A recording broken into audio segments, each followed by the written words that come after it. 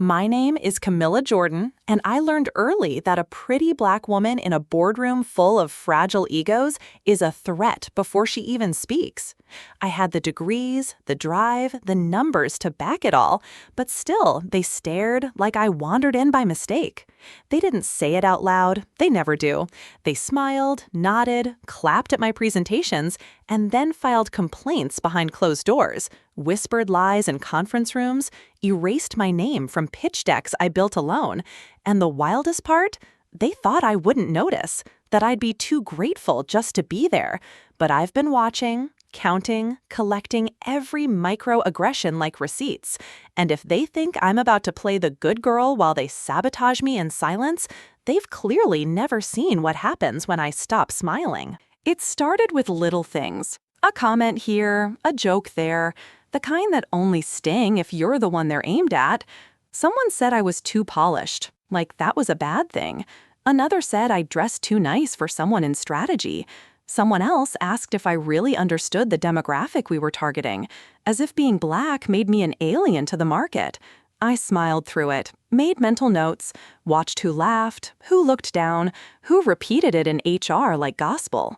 By the time my proposal disappeared off the shared drive the night before presentation, I knew exactly who was behind it.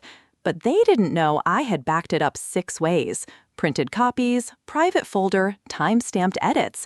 So when I walked into that boardroom and pulled out the final deck like magic, I saw the flicker in their eyes. Fear, because the girl they tried to erase just made them look incompetent in front of the VP. I should have felt proud, but all I felt was tired. Tired of proving myself in rooms where mediocrity looked like them and brilliance looked like me. And still they hesitated. That night, I got the email. Camilla, we appreciate your contributions, but we've decided to go in a different direction with the leadership training initiative. The one I created, led, built from scratch. I read it 3 times, looked at the attachment. It was my slides with a new title and a white project lead listed in bold. Melissa, the same woman who once asked me how I managed to talk so well without sounding aggressive. My jaw clenched so tight I could hear my teeth creak, but I didn't reply. Not yet. I wasn't going to rage. I wasn't going to beg. I was going to collect, document, and build a case so clean it burned this place down without me ever raising my voice. I started arriving early, staying late, not to impress, but to observe. I screenshotted emails, saved Slack threads, voice recorded the sudden silence that fell every time I entered the break room. I watched Melissa stumble over my research, trying to present it to the executive team. Watched Chris from IT slide into her DMs and coach her like a puppy. They were so confident, so sloppy. They never thought the black girl with the confident walk and bold lipstick would be the one to outthink them. But I wasn't just surviving, I was strategizing. And when I saw they'd scheduled me to train the new intern but left my name off the announcement, I knew they were building a narrative. They wanted to shrink me until I cracked. But I don't shrink, I multiply. The new intern was sweet, too sweet. She followed me everywhere like a shadow, asked a million questions, complimented my outfits, smiled with big eyes and perfect teeth. But every night I saw her talking to Melissa in the parking lot like they were sisters. And one morning I caught her copying my notes before the morning meeting, said she wanted to make sure we were aligned. And I knew then she was a mole. I leaned in close and said, "Make sure you spell my name right when you take credit." Her smile slipped for half a second, and that was enough. The next week, I let her overhear a fake project detail. And wouldn't you know, it showed up in Melissa's deck like clockwork. It wasn't just personal anymore. It was calculated theft, and I had the proof. Now I just needed the perfect time to detonate it. Jeremiah, the junior analyst, had been watching too. He was quiet, sharp, the kind of person they ignored until they needed data cleaned. We weren't friends, but we weren't strangers either. He slipped me a USB drive one morning without a word, just nodded and walked off. I plugged it into my laptop and my heart stopped. It was screen recordings, chat logs, call transcripts, months of backroom sabotage, and my name all over it.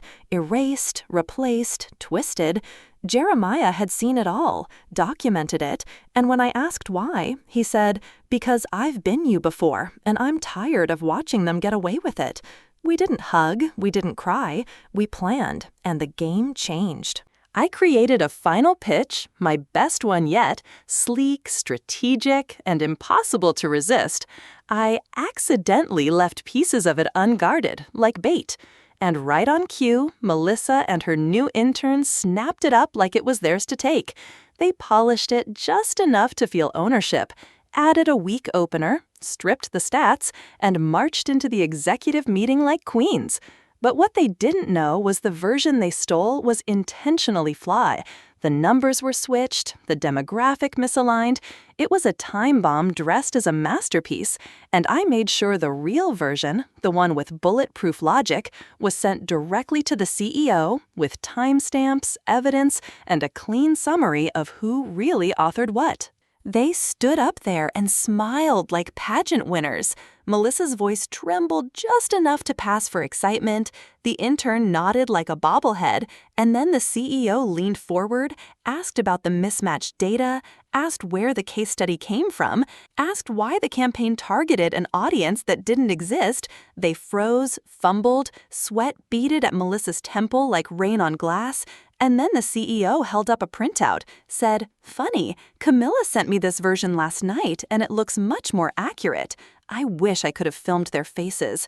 The silence was deafening, and then the dismissal was swift. Project revoked, committee dissolved, and I got the email that afternoon. "Camilla, we'd like you to take the lead on a new initiative."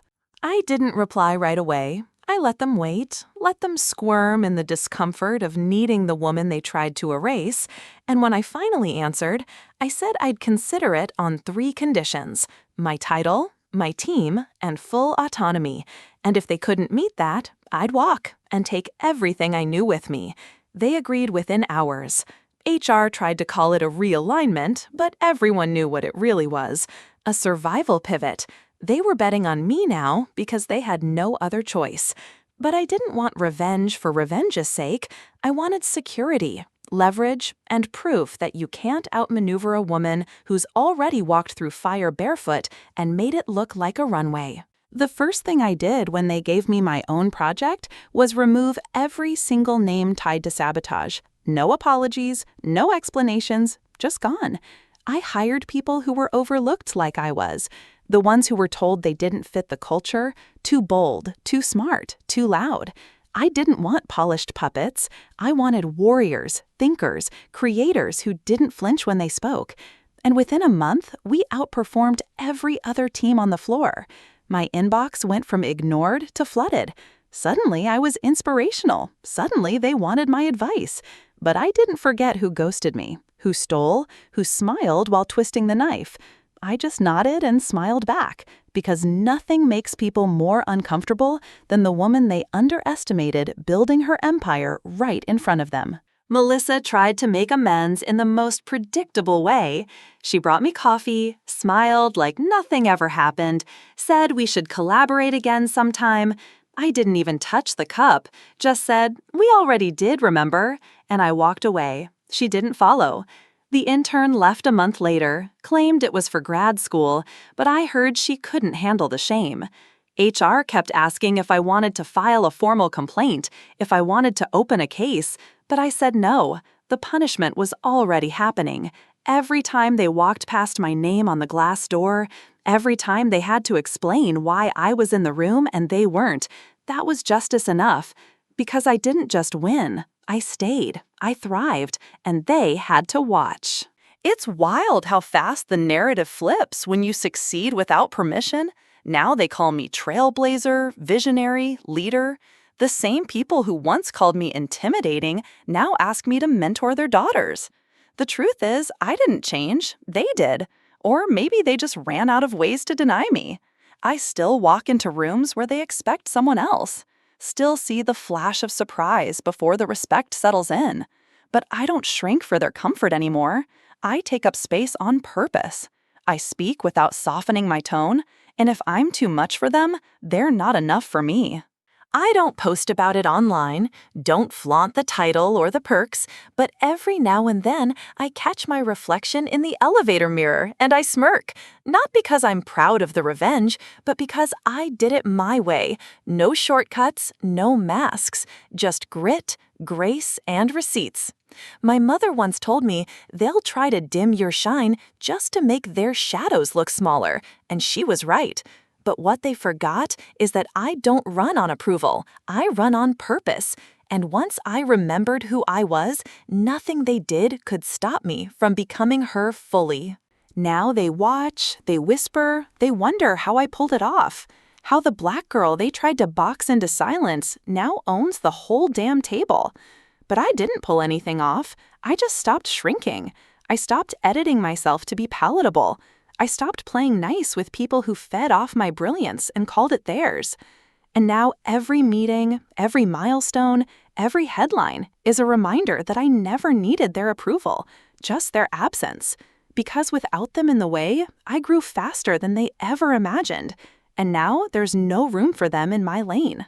So here I am, Camilla Jordan, strategist, leader, and storm in a red power suit. Not just surviving, but dominating in a space they swore I didn't belong in. They tried to steal my voice, erase my name, bury my work, but I made all of that the foundation for something bigger. And now they flinch when they hear my heels in the hallway, not because I'm loud, but because I earned every inch of ground they tried to hold from me, and I'm never giving it back.